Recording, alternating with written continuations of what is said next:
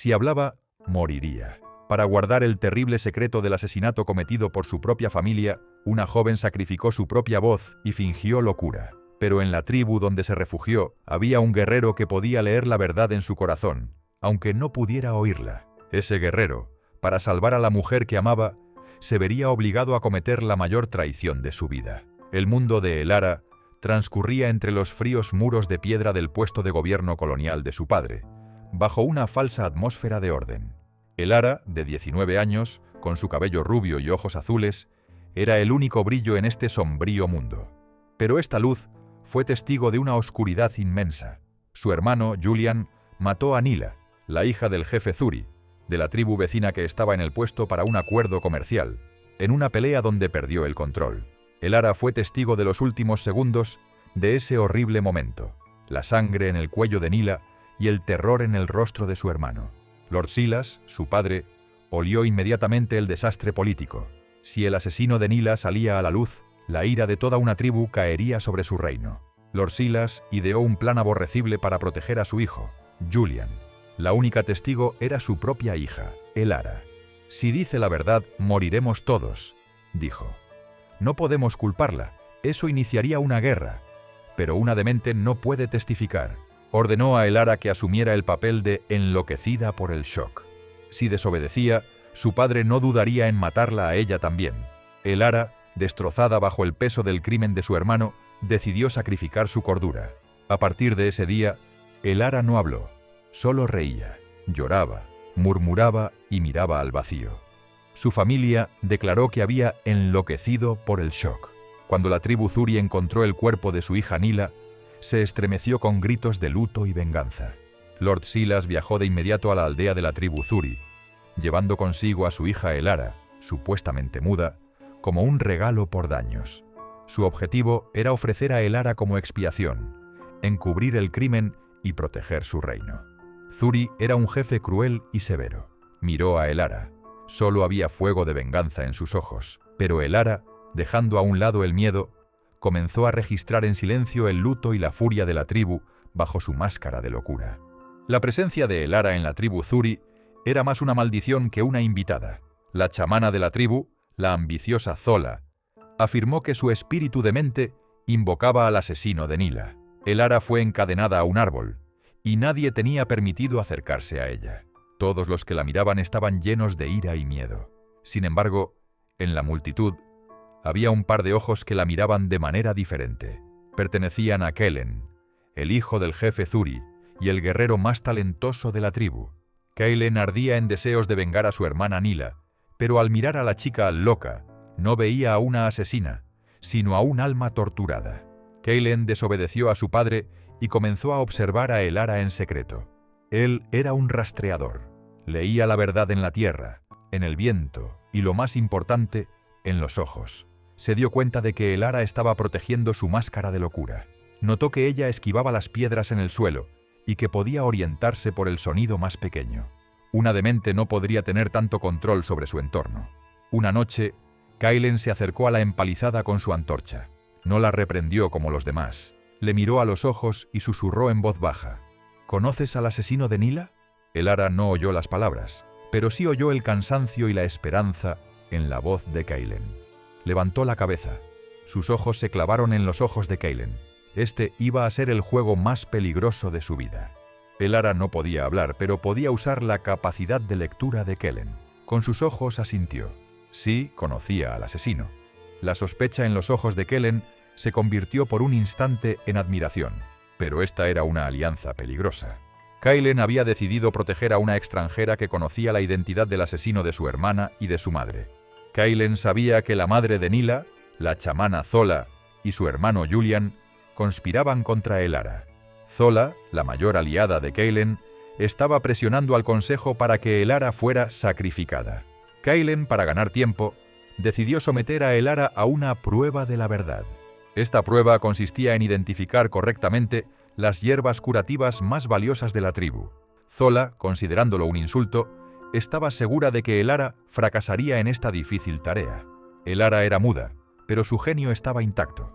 Zola, intencionalmente, había colocado hierbas venenosas en la prueba. La ceguera de Elara se había convertido en una ventaja, agudizando sus otros sentidos.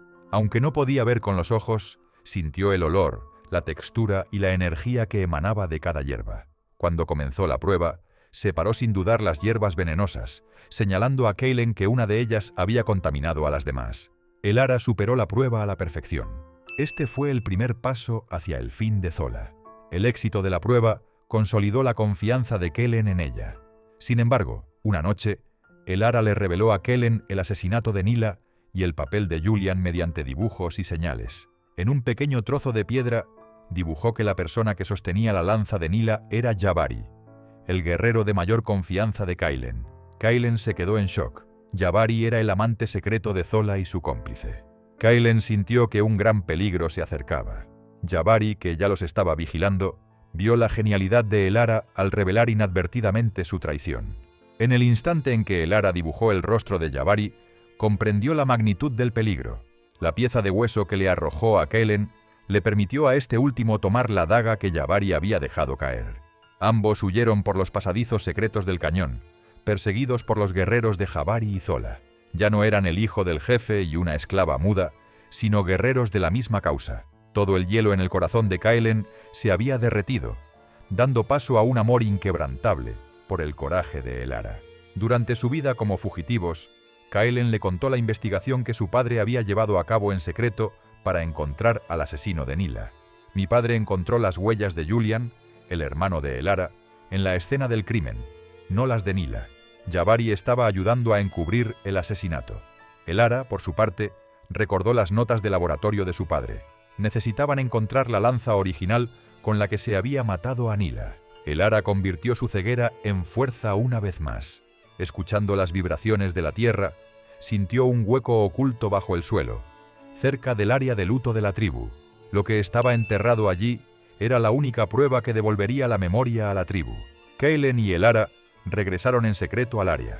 Cuando cavaron donde Elara había señalado, encontraron un objeto envuelto en tela.